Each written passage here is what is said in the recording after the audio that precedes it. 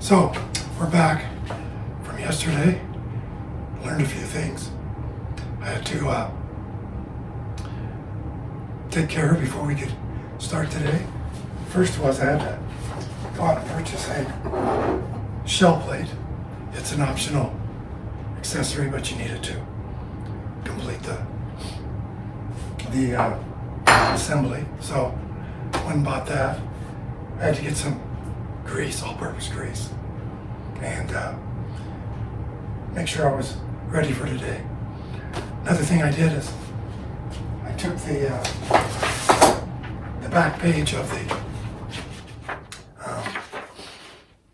manual, and it's a template to drill holes in a bench, which I went ahead and did, and made sure that we're ready to get started and go right to the beginning today. So, using Hornady's instructions, it says on number 2, place the cartridge bracket under the press, line up the holes, use two 5/16 inch bolts to mount the press. So let's do that. I went and purchased for my bench some 3.5 inch bolts to go through my bench just fine. 2 of those. There we go. It says use flat washer and a lock nut, which I've done. Slide this bracket under there. Tighten everything down really well.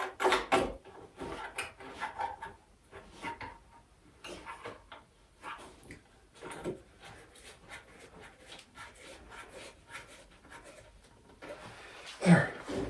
That seems rock solid. So our next step, it says thread the press handle into the toggle at the bottom of the press. So here's the handle. We'll thread that in. It is a fine thread, so this may take a few minutes.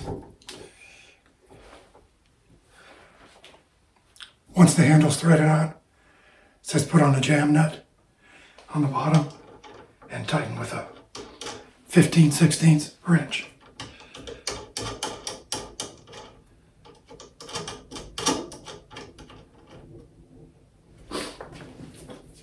Have a socket wrench here, 15/16.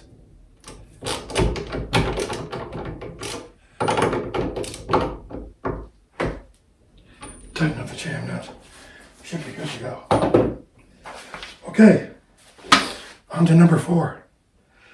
Installing the shell plate. So here's the shell plate.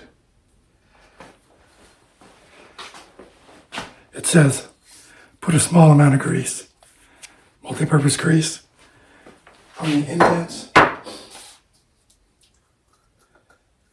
detents. So I put the grease on the bottom. Now I'll put a little bit of grease on the surface. It says top surface of the shell plate, which I purchased last evening. Next, align the shell plate with the keyed hub drive, which is, I believe, this section right.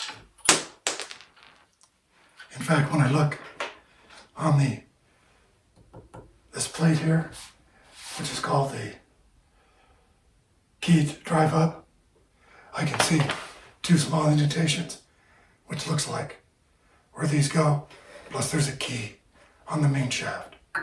So let me line those up.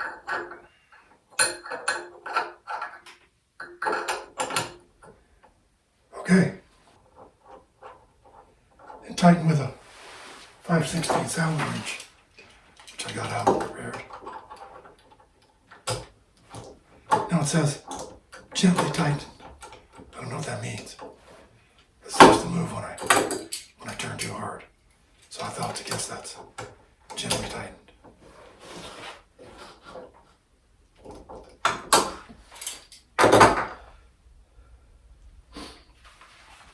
Also cautions, do not over tighten the bolt.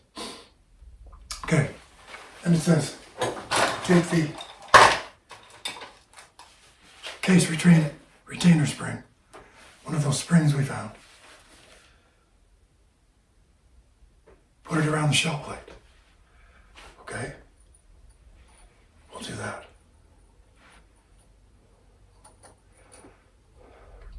It is a spring, I guess it does stretch. And it says, while cycling the press. What does that mean? While cycling the press. Okay. While cycling the press, push the spring into the relieved area on the subplate. Oh, I see it. It's going in there.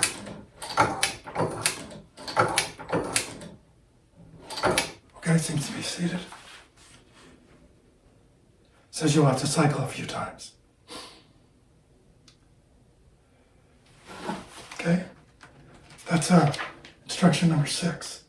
Let's go on to number 7. Installing the primer slide. It says lower the handle. Okay. Place the primer slide 15 in the groove on the subplate and slide forward. That looks like over here. There's already one in there. That's what this is right here. It's spring loaded. It's already sliding in and out. That must be a spare to use for something else, or perhaps that's all it is.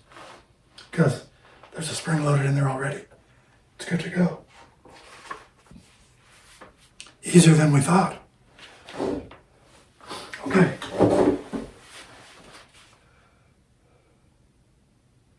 Next it says number 8. Raise the ram to the top of the stroke. We did that. And then screw the primer cedar punch into the subplate from the bottom. The primer cedar is already in there. The other one must be a spare. It's right here, right under this slide thing that we had a few minutes ago. So it's already seated in there and tightened. Now, next it says, install the primer tubes. It says place the tube of your choice, large or small. I'm going to use large first, so, small first. So I'll put that in. Okay, so place number 9, tube of your choice in the center hole of the primer body, with the shoulder section of the tube facing down. Make sure the tube is fully seated. Number 10,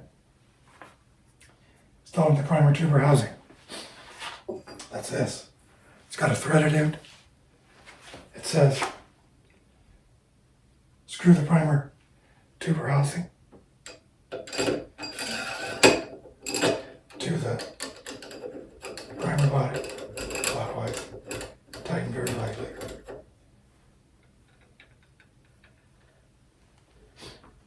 Lower the handle. Next, primer tube support installation.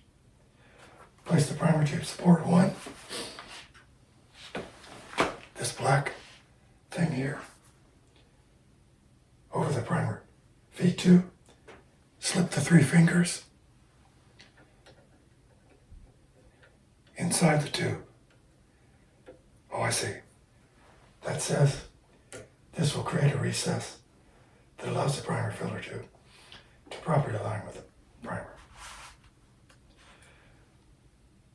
Next,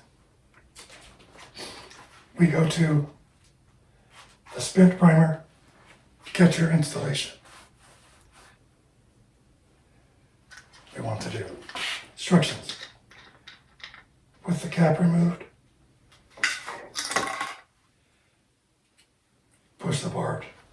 fitting through the hole, which I did. Grab the flexible PVC, install on the barbed fitting. Now, a lot of times, these barbed fittings don't like to cooperate, but we will. Yeah, it's not too bad. It's going on. I guess this tube and that bottle catch the spent primers. That's kind of nice.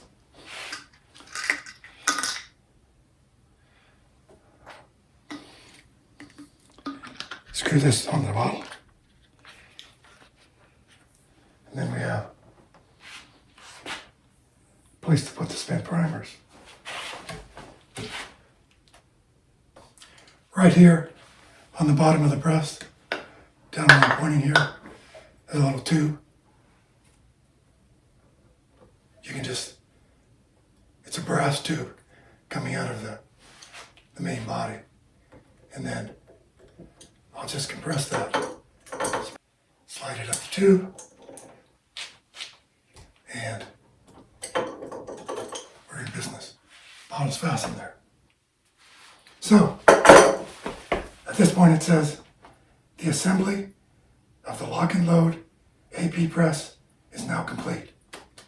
Please proceed to the powder measure on the next page. Well, that's what we'll do today. As I was reading about the powder measure, we have to disassemble it, clean it, then reassemble it before we use it.